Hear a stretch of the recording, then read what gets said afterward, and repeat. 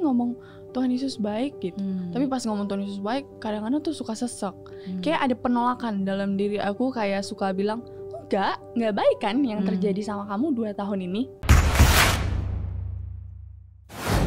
Apa pilihan tersulit yang pernah kamu buat dalam hidup? Pilihan tersulit, ini sulit banget. Ini bener-bener aku sesulit lupakan Rehan. Lebih sulit lupakan Rehan. Ini susah banget karena waktu kejadian Melissa itu sebenarnya aku diperhadapkan dengan peperangan batin yang kayak ayo bisa nggak ngomong Tuhan tuh baik gitu. Sebenarnya itu, dan susah banget. Ini aku harus jujur, benar-benar susah banget secara jasmani. Dalam mulut aku ngomong Tuhan Yesus baik kok gitu. Itu susah banget, biarpun itu cuma mouth service. Kayak langsung sesek gitu di akunya. Kayak susah banget ya gitu, bingung banget deh mau mulai dari mana. Tapi itu pilihan aku untuk benar, karena aku di situ sebenarnya lebih berpikir aku udah gak punya tujuan lagi. Aku gak tahu, aku keadaan keluarga aku masih begini, terus aku belum bisa kuliah dan segala macam. Jadi kayak aku berpikir ya aku gak bisa ngapa-ngapain lagi, udah deh ngomong Tuhan Yesus baik gitu. Tapi pas ngomong Tuhan Yesus baik, kadang-kadang tuh suka sesek. Kayak ada penolakan dalam diri aku, kayak suka bilang enggak baik kan yang terjadi sama kamu 2 tahun ini gitu. Kayak ada perasaan seperti itu. Tapi pas di situ, pas aku bilang Tuhan Yesus baik, itu kayak sebulan tuh aku ya berpikir enggak baik.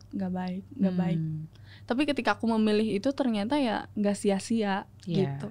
Dan di titik itu kayak aku berusaha sekuat tenaga kayak ngomong Tuhan Yesus baik tuh kayak susah banget ya ngomongnya, kayak hal tabu gitu kayak diomongin. Tapi ternyata ketika aku memilih, walaupun menurut aku itu adalah pilihan tersulit. Untuk aku bisa, seharusnya aku bisa berontak. Mungkin bakal lebih mudah untuk berontak daripada bilang seperti itu, daripada harus taat sama orang tua. Tapi pas aku bilang itu kayak lebih, yaudah deh Tuhan pelihara sampai hari ini gitu. Gak sia-sia pilihan tersulitnya. Pilihan tersulitnya. Betul ya, karena ya maksudnya Tuhan itu memang baik karena dia ngasih kita pilihan kan untuk buat keputusan kita sendiri maunya seperti apa kan. Benar. Dan ya memang gak mudah ya. Tapi karena kan memang His love is free will banget. Dia benar-benar ngasih kita kebebasan kan, Miss. Jadi ketika ngasih kebebasan itu kita berhak memilih loh. Betul. Tapi kalau kita salah memilih udah gitu. Betul. Padahal tapi aku di situ nggak mikir kayak aduh kalau aku salah milih aku kemana. Enggak, aku kayak berpikir aku nggak bisa apa lagi gitu. Mau berontak juga nggak ada uang. Kayak aku berpikir kayak gitu. Jadi kayak udah deh Tuhan baik gitu. Tapi ketika kamu akhirnya sekarang menjadi penyanyi rohani gitu ya, itu pilihan sulit nggak sih untuk kamu memutuskan berada di tempat ini? Karena aku sempat pernah ngobrol sama Citra, Citra sempat sharing, datang ke sini dan sharing. Dia bilang sebenarnya bikin album rohani dan jadi penyanyi rohani itu susah banget loh, karena berat banget tanggung jawabnya. Benar. Sebenarnya aku melihat semua pelayan itu sama, semua pelayan itu sama. Jadi nggak ada yang upahnya lebih besar, nggak ada yang tempatnya lebih bagus nanti. Semua pelayan itu sama-sama melayani Tuhan. Cuman memang divisinya beda-beda. Kalau bagian aku lebih ke aku harus jaga hidup juga gitu. Aku harus jaga hidup, aku nggak boleh sembarangan, aku nggak boleh main-main, nggak boleh cuman gimmick aja bilang Tuhan baik. Aku harus menghidupi kalau Tuhan memang baik. Dan gimana caranya? Ya aku merasakan Tuhan dulu, gitu. Aku sampai di titik itu karena memang ini pesan dari Om Albert sih. Pertama kali aku rekaman, Om cuma bilang kayak gini, Melita kan kamu udah coba ciptain lagu rohani. Kamu harus diisi juga sama firman Tuhan. Kalau lagi pelayanan dengerin firman Tuhan. Kalau lagi kemana dengerin, ikutin penyembahan, pujian penyembahan, firman Tuhan, kamu kesaksian. Terus jadi kayak sampai saat itu, dari saat itu sampai akhirnya, dan memang papa mamaku juga orang yang kayak gitu. Misalnya kita pelayanan masih sih 5-5nya denger firman Tuhan, 5-5nya denger khotbah gitu kan. Terus aku jadi kayak merasa aku di lingkungan yang seperti ini juga. Jadi yang menjaga aku ya seperti ini juga. Aku nggak boleh, aku kemana-mana, Miss tahu kan aku kayak ditemenin papa kemana, betul. aku keluar kota pun aku ditemenin papa, gitu. Jadi kemana-mana pun aku jadi kayak punya pagar. Oh, apa sih yang membuat aku berasa pelayanan itu bukan beban buat aku? Kalau misalnya dibilang berat banget, Miss. Karena kan aku harus jaga hidup aku juga. Aku nggak boleh sembarangan. Mungkin orang-orang di luar sana bisa kayak, ya santai aja, orang nggak ngapa-ngapain. Dan kita juga masih manusia kan, yang sebenarnya selalu berbuat salah, bisa terpeleset, bisa lupa gitu. Bener. Kan. Kadang-kadang aku kalau misalnya lagi pelayanan terus ada debat dikit sama papa gitu misalnya atau sama mama, kita langsung sama-sama buru-buru kayak udah deh itu nggak masalah ya. Karena takutnya nanti pelayanannya nggak enak. Jadi kita mau dengan hati yang tenang dulu dan segala macem. Jadi menurut aku beratnya berat banget. Tapi kalau aku diiringin sama papa mama, sama orang-orang yang memang hidup dalam Tuhan juga, jadi kayak bikin aku, oh ini bukan beban buat aku. Cuman memang ini misi aku untuk menjangkau jiwa lebih lagi gitu. Tapi kalau berat banget. Pilihan tersulit untuk jadi pilihan. Jadi pertamanya itu aku dibilang mau nyanyi lagu rohani atau lagu sekuler. Karena dari situ aku punya trauma sama lagu sekuler karena aku nggak lolos Indonesian Idol. Jadi kayak aku berpikir udahlah lagu rohani aja.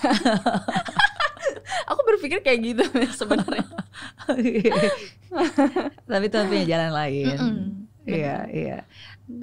Lagu single yang pertama kan Tuhan tolong saya, bukan itu lagu kita. Tuhan penolong yang setia. Iya. Tuhan tolong saya lagu kita. Baru rilis langsung promo. Ya, langsung. Kebiasaan promo. Iya. Tanda-tandanya harus nyanyi nih. Iya, nanti di akhir. Udah ini belum? Kan ini yang melatih vokal. Kan kamu juga ngelatih vokal gitu kan? Aku direct vokal juga. Oke. Sebelum saya tanya pertanyaan terakhir, tanya dulu lah biar abisin, abis itu kita nyanyi. Pelajaran paling penting yang hidup pernah kasih ke kamu? Pelajaran paling penting, apa ya? Aduh banyak banget ya Miss ya. Aku sampai nggak bisa mikir lagi. Tapi kalau misalnya harus narik satu benang merahnya, aku harus bilang aku nggak boleh buru-buru ambil keputusan untuk berpikir kayak Tuhan nggak adil nih buat aku nggak boleh cepat-cepat kayak gitu. Karena kadang yang tadi kita bahas, masalah tuh terjadi karena memang ya Tuhan pengen kita ngerasain dia dulu.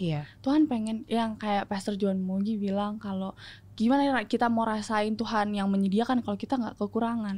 Jadi kadang-kadang kan orang suka kayak aku dulu di masa-masa kekurangan, aku kayak suka berpikir Tuhan tuh nggak sayang aku ya, nggak sayang keluarga aku ya. Padahal kata Tuhan sabar. Aku mau ngajarin kamu sabar. Aku mau ngajarin kamu taat sama aku. Sabar aja, percaya aja. Tapi aku jadinya kayak di masa-masa yang sekarang, aku nggak takut apapun yang aku mau hadepin di depan. Aku berpikir kalau Tuhan yang dulu nolongin aku, Tuhan yang sama nolongin aku yang sekarang. Lagu kita bisa masuk gitu. Jadi aku berpikirnya aku nggak boleh buru-buru ngambil keputusan seperti itu. Karena sebenarnya hidup tuh nggak jahat kok buat aku. Gitu. Hidup tuh nggak pernah jahat, cuman gimana cara kita memandangnya aja. Gimana cara kita punya faith di dalam itu. Gitu.